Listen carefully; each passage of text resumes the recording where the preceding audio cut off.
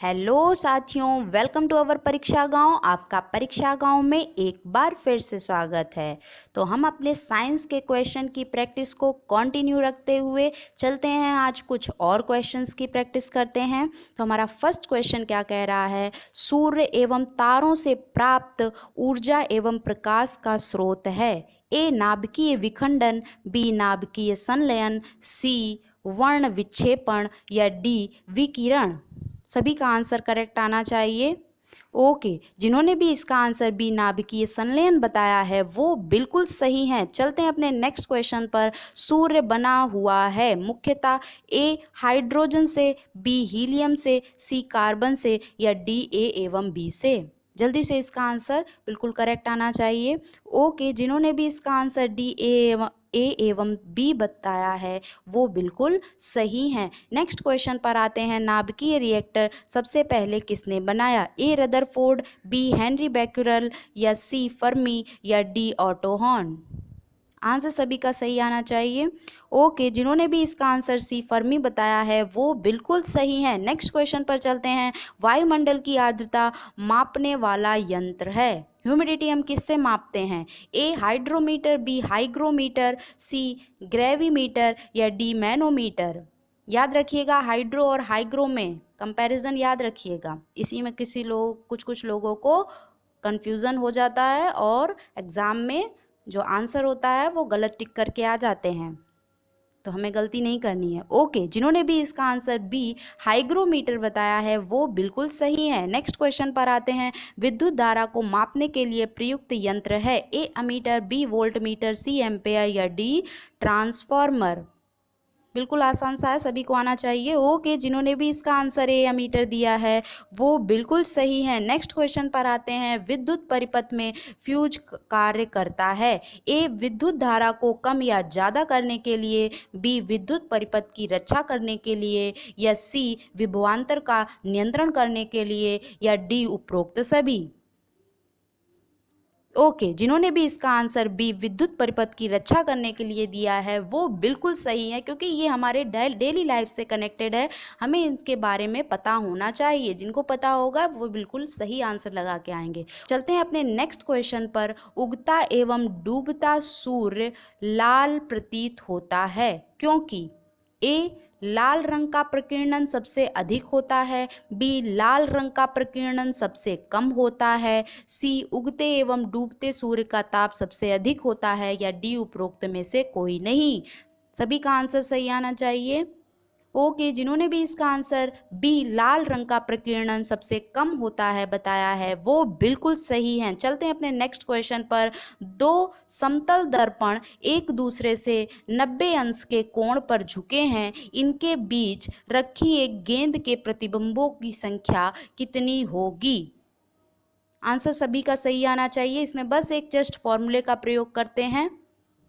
ये सारे कॉन्सेप्ट्स जिनको नहीं समझ में आ रहे हैं, ये क्वेश्चन भी मैं आपको जब अच्छे से पढ़ाऊंगी एक लेक्चर लेके, उसमें सारी चीज़ों को डिटेल में बताऊंगी, ठीक है ना। तो घबराने की जरूरत नहीं है। अभी हम क्वेश्चन प्रैक्टिस करते हैं, ठीक है ना।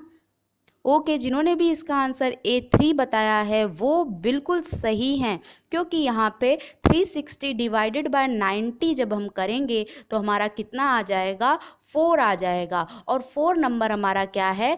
इवन है। और इवन की कंडीशन में हम 1 से माइनस कर देते हैं तो हमारा क्या हो जाएगा? 4 - 1 कर देंगे 3 आ जाएगा। और यदि हमारा यहाँ पे एक एंगल ऐसा दे देता जो कि अगर हम उसको 360 से डिवाइड करते तो वो हमारा क्या आ जाता? ऑड आ जाता। तो उस कंडीशन में वही ऑड संख्या ही इसका आंसर हो जाता, उसमें हम 1 से माइनस नहीं करते, ठीक है ना। तो जिसको समझ में आ गया है अच्छी बात है, जिनको नहीं समझ में आ गया उनको हम लेक्चर में अच्छे से समझा देंगे। चलते हैं अपने नेक्स्ट क्वेश्चन पर। यदि कोई मनुष्य समतल दर्पण की ओर 5 मीटर प्रति सेकंड की चाल से आ रहा हो तो दर्पण में मनुष्य का प्रतिबिंब किस चाल से आता हुआ प्रतीत होता है? जल्दी से इसका आंसर बताइए। ओके, जिन्होंने भी इसका आंसर डी 10 मीटर प्रति सेकंड बताया है वो बिल्कुल सही है, कहीं से भी नहीं गलत हैं, क्योंकि प्रतिबिंब जो होता है, प्रतिबिंब की चाल जो होती है वो जो मिरर के सामने जो भी आदमी जिस चाल से चल रहा होगा उसकी क्या हो जाती है, डबल हो जाती है। ठीक है ना। तो अब हम आते हैं अपने नेक्स्ट क्वेश्चन पर। विद्युत बल्ब का फिलामेंट किस धातु का बना होता है? ए लोहा, बी तांबा, सी टंगस्टन, डी सीसा। आंसर सभी का करेक्ट आना चाहिए। ओके, जिन्होंने भी इसका आंसर सी टंगस्टन बताया है वो बिल्कुल सही है। अधिक ऊंचाई पर चढ़ता हुआ व्यक्ति आगे की ओर क्यों झुक जाता है? ए थकान के कारण, बी गति बढ़ाने के कारण, सी स्थायित्व बढ़ाने के लिए, या डी उपरोक्त सभी के लिए। सही आंसर आना चाहिए सभी का। ओके, जिन्होंने भी इसका आंसर सी स्थायित्व बढ़ाने के लिए दिया है वो बिल्कुल सही है। चलते हैं अपने नेक्स्ट क्वेश्चन पर। प्रकाश वर्ष इकाई है? ए समय की, बी दूरी की, सी तीव्रता की, या डी गति की। इकाई का मैंने आपको बहुत अच्छे से लेक्चर समझाया हुआ है। अगर आपने वो हमारा लेक्चर नहीं देखा है तो उसे ज़रूर देख लीजिएगा।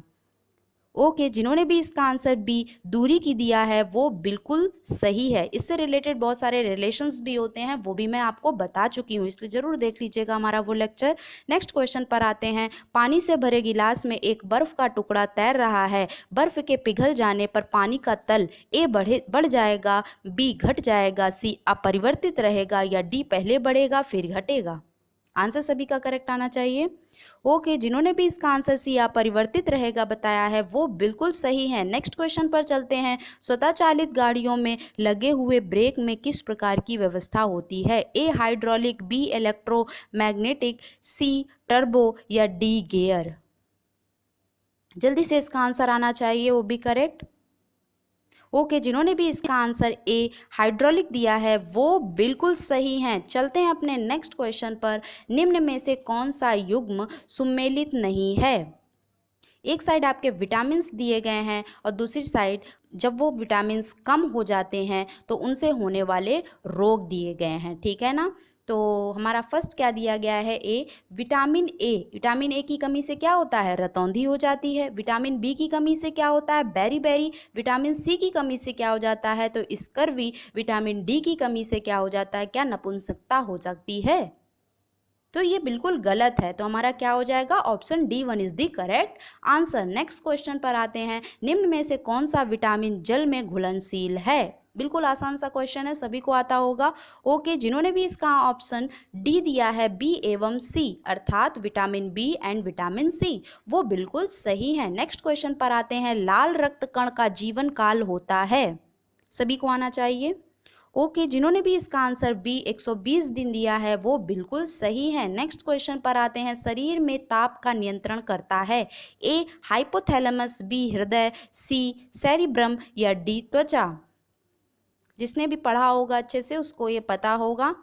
ओके, जिन्होंने भी इसका आंसर है हाइपोथैलेमस दिया है वो बिल्कुल सही है। नेक्स्ट क्वेश्चन पर आते हैं। हीमोग्लोबिन का महत्वपूर्ण घटक है? ए क्लोरीन, बी लोहा, सी सोडियम, डी पोटेशियम। आसान सा क्वेश्चन है। ओके, जिन्होंने भी इसका आंसर बी लोहा दिया है वो बिल्कुल सही है। नेक्स्ट क्वेश्चन पर आते हैं। किडनी का मुख्य कार्य है? ए शरीर से अपशिष्ट पदार्थों का उत्सर्जन, बी शरीर के तापमान का नियंत्रण, सी रक्तदाब का नियंत्रण, या डी पाचन क्रिया में सहयोग। आंसर सभी का सही आना चाहिए। ओके, जिन्होंने भी इसका आंसर ए बताया है वो बिल्कुल सही है। नेक्स्ट क्वेश्चन पर चलते हैं। हड्डियों एवं दांतों के निर्माण में मुख्य घटक है? A calcium, B phosphorus, C iron, D A एवं बी दोनों। आंसर सभी को आता होगा। ओके, जिन्होंने भी इसका आंसर डी ए एवं बी दोनों दिया है, अर्थात कैल्शियम एंड फास्फोरस बोथ, वो बिल्कुल सही है। नेक्स्ट क्वेश्चन पर चलते हैं। मानव शरीर की सबसे छोटी हड्डी है?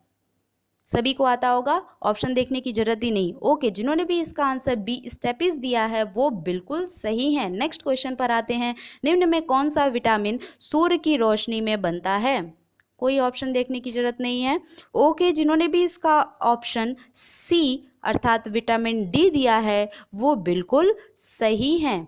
ठीक है ना। अब हम आते हैं अपने नेक्स्ट क्वेश्चन पर। वायरस से फैलने वाला रोग है? ए एड्स, बी चेचक, सी खसरा, या डी ये सभी। ओके, जिन्होंने भी इसका आंसर डी ये सभी दिया है वो बिल्कुल सही है। चलते हैं अपने नेक्स्ट क्वेश्चन पर। मलेरिया रोग किस परजीवी के संक्रमण से होता है? ए प्लाज्मोडियम, बी ट्रिपेनोसोमा, या सी पास्चुरेला, पेस्टिस या डी उपरोक्त सभी? जल्दी से इसका आंसर आना चाहिए। ओके, जिन्होंने भी इसका आंसर ए प्लाज्मोडियम दिया है वो बिल्कुल सही हैं। चलते हैं अपने नेक्स्ट क्वेश्चन पर। मलेरिया रोग के परजीवी का वाहक है? ए मादा एनोफिलीज, बी सीसी मक्खी, सी बालू मक्खी या डी उपरोक्त में से कोई नहीं? सभी का आंसर सही आना चाहिए। ओके, जिन्होंने भी इसका आंसर ए मादा एनोफिलीज दिया है सभी को आता होगा, वो बिल्कुल सही हैं। नेक्स्ट क्वेश्चन पर आते हैं। निम्न में कौन सा रोग दूषित जल के सेवन से होता है? ए फ्लू, बी मलेरिया, सी तपेदिक या डी हैजा? आंसर सभी का करेक्ट आना चाहिए। ओके, जिन्होंने भी इसका आंसर डी हैजा दिया है वो बिल्कुल सही है। नेक्स्ट क्वेश्चन पर आते हैं। डायलिसिस का प्रयोग किस रोग के इलाज के लिए किया जाता है? ऑप्शन देखने की ही नहीं जरूरत है। ओके, जिन्होंने भी इसका आंसर सी किडनी अर्थात गुर्दा दिया है वो बिल्कुल सही हैं। तो इसी तरह अपनी क्वेश्चन की प्रैक्टिस को कंटिन्यू करते रहिए, ब्रेक मत रखिएगा, ठीक है ना। जितना ज़्यादा क्वेश्चंस की प्रैक्टिस करेंगे उतना ज़्यादा आप लोगों के लिए बेनिफिशियल रहेगा। तो आज के लिए इतना ही। अगर आपको हमारा चैनल, हमारे क्वेश्चंस पसंद आए तो आप अपने चैनल परीक्षा गांव को लाइक, सब्सक्राइब और ज़्यादा से ज़्यादा शेयर करिएगा, प्लस बेल आइकन को ज़रूर प्रेस कर दीजिएगा ताकि हमारी आने वाली वीडियोस का नोटिफिकेशन आप तक आसानी से पहुंच सके। Okay, thank you.